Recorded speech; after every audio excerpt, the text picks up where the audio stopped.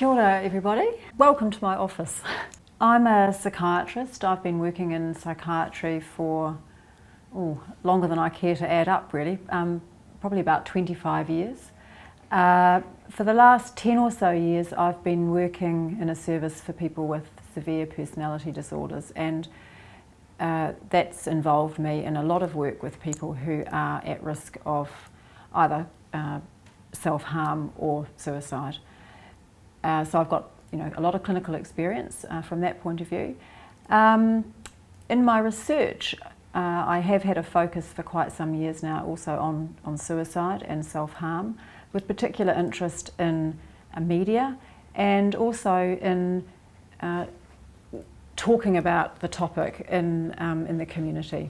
And I've done a lot of work thinking about how to think about self-harm and suicide in a family context, so communicating with families. To start with, is it okay to ask someone if they're feeling suicidal? Well, yes it is. It categorically absolutely is. And people are quite often fearful about raising this subject with people because they're worried that talking about suicide or even mentioning the word will put the idea into somebody's head. There's lots of evidence that shows us that that's just not true. It's not true that talking about it puts the idea in people's heads. If people are in a situation where they're thinking about it, they're thinking about it anyway. What we do know also is that being asked about it is often a source of great relief for people who are feeling suicidal, who aren't feeling safe. And so actually asking about it can be helpful. So what about for people that perhaps aren't being that open? What are some of the signs that that families, friends, GPs, anyone can recognise that might help them to be able to intervene early? In a sense, that's quite a tricky question to answer, because most people who are feeling desperate and who in fact are at risk of suicide don't end up dying by suicide. So we can always look back and see that there were signs or indicators that the person was at risk and wish we'd perhaps done something differently. So, but it's not the same the other way around. It's very difficult to predict exactly who of those who are at risk will actually die. So while it's important to think, to be thoughtful about how you can support people to be safe, it's also important not to feel totally responsible for not getting it right, if that's the unfortunate outcome. So that's the first thing I wanted to say in response to that question. But there are some things that we know, maybe signals that a person's at risk. So in the context of a person having a mental illness of some sort, for example, or being very depressed, profoundly depressed, profoundly anxious, and or alongside that perhaps some major stressor. So that's a stressor that's major for the person, not it's immaterial whether other people think it's a major stressor, but a stressor that's important for the person that you're concerned about. If a person talks about, if a person in that sort of context starts talking about things not being important because they won't be there next week or next month, if they start doing things that, fixing things up, finalising things, giving their things away, giving their treasured possessions away, making things right with people, maybe doing the rounds of close friends and sort of putting things right, those kinds of things. Obviously, if people are talking openly about suicide or that they're fearful of harming themselves, that obviously needs to be taken very seriously. So it's always, because often suicide is seen as, that person's just attention seeking. So it's when someone's actually directly talking about these things, it should always be taken seriously. Yeah, I mean, absolutely. If a person's talking about ending their life, or indeed if they're talking about harming themselves, or they're fearful that they're harming themselves, or they are harming themselves, with cutting or other kinds of self-harm, then it does need to be taken seriously. We do know that people who engage in, in self-harm that we might think of as minor, in inverted commas, because it may be superficial cutting or burning or something like that. That's obviously not going to be fatal. That people who engage in those behaviours are at risk of completing suicide at some later time in their life, if circumstances lead to that. So it's very important that it's taken seriously. I was actually going to come to you next on that, in terms of the difference between self-harm and a suicide attempt. And because there are some people who will engage in cutting behaviours and so forth. So, and that might be something that's going on for quite a while. So how do you know when it's sort of crossed the line into something that actually is getting more serious? Well, this is something that I deal with all the time in my clinical work, because the people I work with quite commonly have that sort of issue. It's quite individual. It depends a lot on the person, but the way we think about it in the team where I work is we think about chronic risk and acute risk of suicide. So a person who's in a situation where they are repeatedly harming themselves, maybe they've got into a pattern of doing that as a way of managing their own distress, and it may be distress about their internal world, the way things are, inside their skin, in their mind, or it may be stress to do with their social world. Either way, that quite commonly that just sort of rides along in a sense, and isn't necessarily an indicator that there's an acute risk. But then if such a person, if there's a crisis that happens, or for some reason they flip back into maybe an earlier pattern of substance use and get disinhibited from alcohol, from being drunk, or something else happens in their life that changes things, then that can flip that person into a state of higher risk. When you look at large groups of people who self-harm in the way that you've described and the way that I've described, in terms as a stress relieving act, and people who have made serious attempts on their lives, where clearly there is a likelihood of a fatal outcome, it's actually quite difficult to tell them apart. So we don't assume that they are completely different groups of people. Having said that, there is some emerging evidence now that among some groups of young people, there are some social practices around self-harm, most commonly cutting, that seem to be more of a social practice than the usual self-harm that we're used to thinking about in the mental health and social services professions. So it's unclear what that is. And obviously there's quite a lot of work going on to try and understand exactly what the nature of that is and how it relates to other risk behaviours for young people. For instance, it might, rather than being linked to suicidal behaviours, it may actually be part of a spectrum of other risk-taking behaviours among young people. And we don't have, although having said that, risk-taking behaviours among young people, if a young person shows a number of risk-taking behaviours, then that can be linked to suicide risk. In fact, if there are other aspects of their situation that are also linked to suicide risk.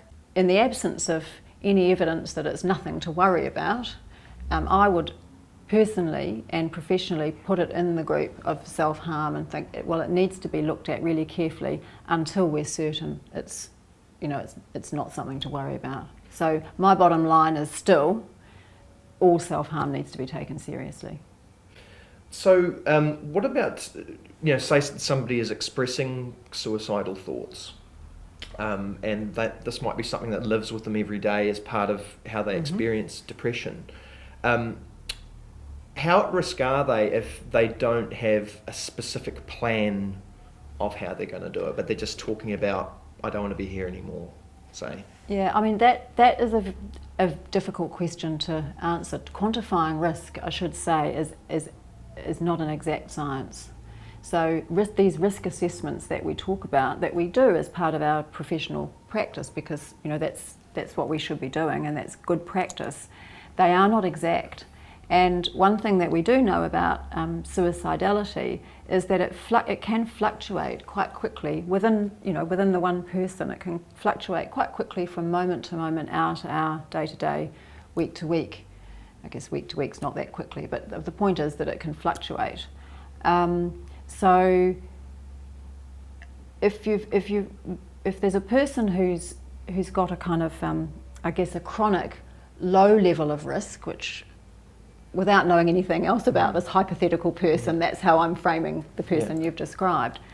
You'd want to work with them to develop some way of understanding how they would know, and then how they would communicate to you if the risk was increasing. So if their thinking about suicide changes in some way, if they do start to think about a plan, or they start to become preoccupied with ways of ending their life, whereas perhaps they haven't thought about that before.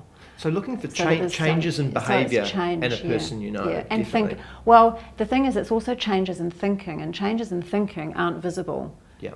So that's why it's important to be having a dialogue with the person, or to establish the possibility of a dialogue. The last thing you want to be doing, particularly as a family member or a friend, is badgering the person because you're so concerned about them. You don't want the person to feel badgered. Obviously, you just want them to feel supported, and that they have permission and the opportunity to talk about things when things are different, when things change, and that it's a safe thing to do, to share that. I mean, the other thing that you can do, I'm probably running ahead and answering some of the other questions, but the other thing that you can do that I think is quite useful if you're the family member or the health professional is to set that up in the other direction. So set up with the person how you can have permission to ask, so that they don't experience feeling harassed or badgered, but you feel satisfied that you have permission to ask. What are some ways that it's okay for me to talk to you about this without you feeling hassled? Are there some times of day when it would be really bad for me to do this? Quite simple things that sound sort of trivial. Yeah. But then you can set up some kind of rules for the exchange of the information, and I think that can really be quite helpful. Sure. It gives permission and sets limits. As someone who lives with bipolar disorder and has experienced suicidal thoughts from time to time, I can definitely appreciate what you're saying about that whole fluctuating risk thing, because when you are feeling at your lowest, sometimes you can be sitting on the couch and be thinking some quite dark things, and you can walk to the kitchen to make a cup of tea, and suddenly you're like, I'm going to make a cup of tea now. And this is quite a confusing and frightening thing for the person that's experiencing it, to be bouncing backwards and forwards, and being able to talk to somebody about it, and also for a family member, knowing that it's okay to ask. We have a question here. What are the things that would indicate the need to escalate the person's care to the level of a crisis team or a CAT service? Okay, so this is a good question, and it's actually quite difficult to answer in the abstract because it depends a lot on the person. So it depends your threshold for, and I don't know, is this a person asking as a family member or a health professional, but your threshold for referral on, escalating to a higher level of care is determined partly on, by the characteristics of the person you're concerned about, but also partly by how well you know them and how well you know what's happened in the past for them. So, my bottom line is always, if in doubt, seek extra support and extra professional input. The person's qualified that they're from a primary care service. So this is in the context of a primary care. When do you... Okay, thank you. That's helpful. So if you're in primary care, look, if you've got a person who's talking about ending their life, and it's any more than a vague thought of a possibility, if they have a plan, and in order to determine whether or not they have a plan, you need to ask questions about it. And you need to ask quite detailed questions, actually. So it's not sufficient to just say, and have you thought of how you might do this?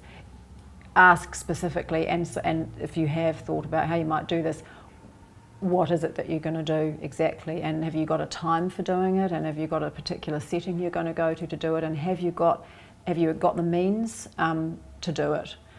And that obviously depends on what the means are, but if it's there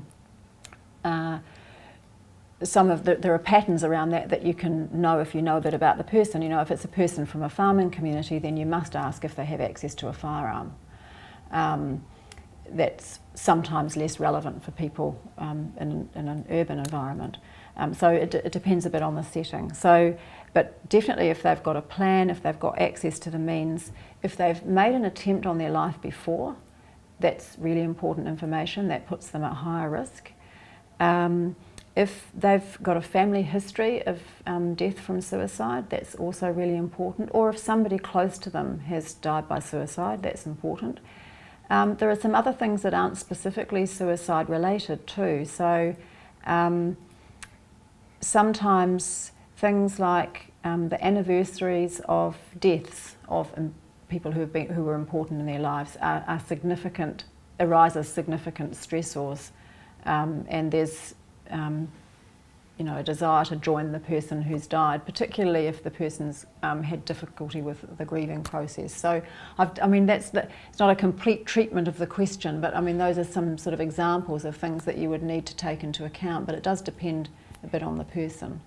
If a person is psychotic, now, and you do sometimes, you do see people with psychotic presentations in primary care, and if they're psychotic, and in particular if any of the psychotic symptoms are suicide related, then that really is an emergency. So that needs to be attended to right away. So if a person's hearing voices, for example, that are commanding them to harm themselves or kill themselves, that is an emergency and must be absolutely treated as such. Do we have any advice for counsellors working with young people in relation to social networking technology such as Facebook?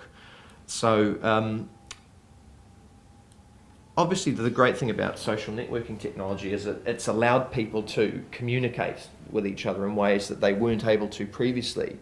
And people who are isolated, I know this as I run a support page myself, that people are able to express suicidal or depressed thoughts.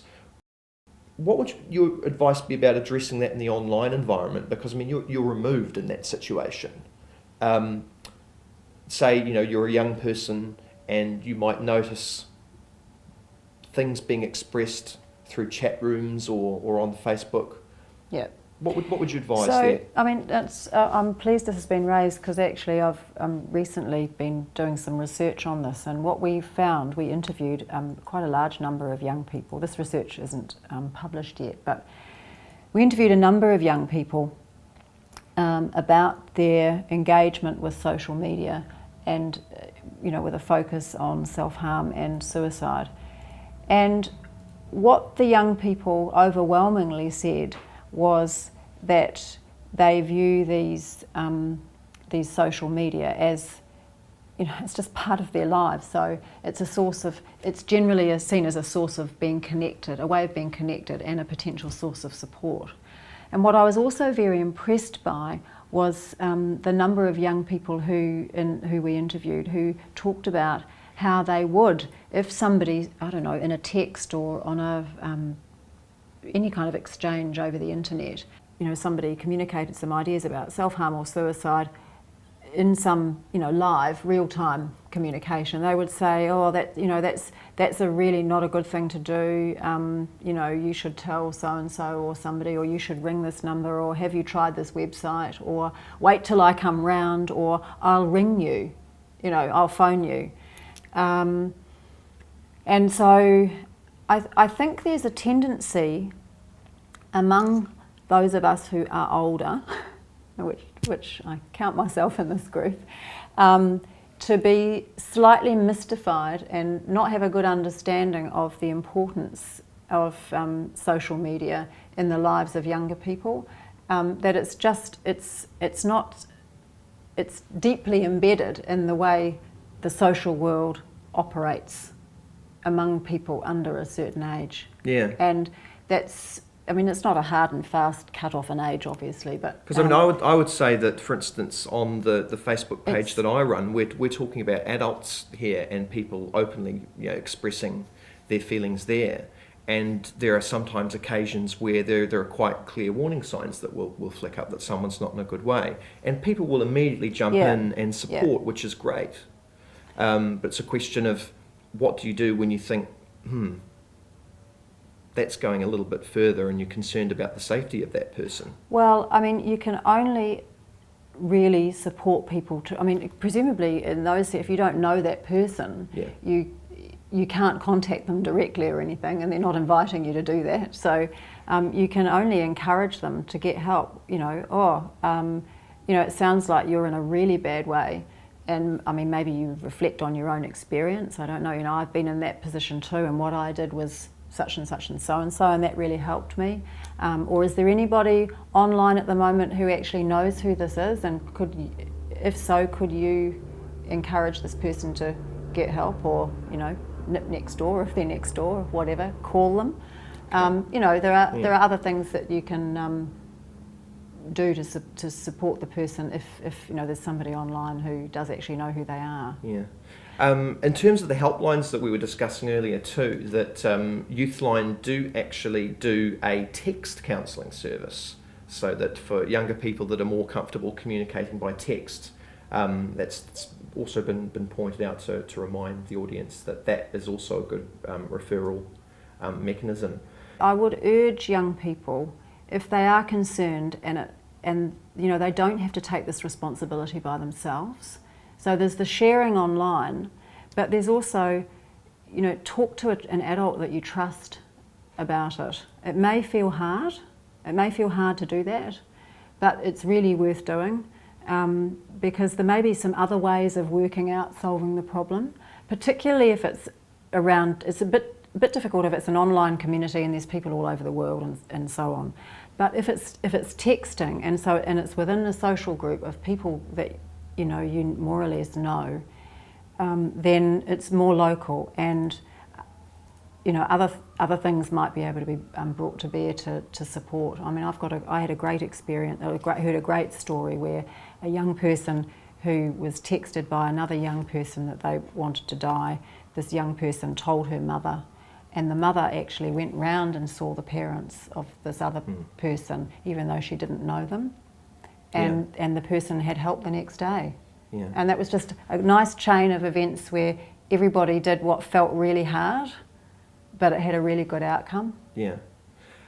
Which was also just had the point expressed again by someone that online networking is widely used by older generations as well. And yes, that is most certainly true, as I was making the point before from a support page that I run myself, and also that the Mental Health Foundation, the Nutters Club radio show, which also has quite a strong Facebook component attached to that. There are a lot of older people, so this isn't just a youth issue. And, that's very true. Yeah, that's but very true. As you say, the rules are the same. That if you notice that someone is getting past the point where you think that they need help, but you're not directly connected to them, there are a number of things that you can do, which you were suggesting, asking if anyone knows the person, suggesting to the person that they get help because they sound like they're in a bad way, and perhaps sharing some of your own experiences to show that they're not alone. Would be a good kind of summary of things that you can do online. That's a really good summary.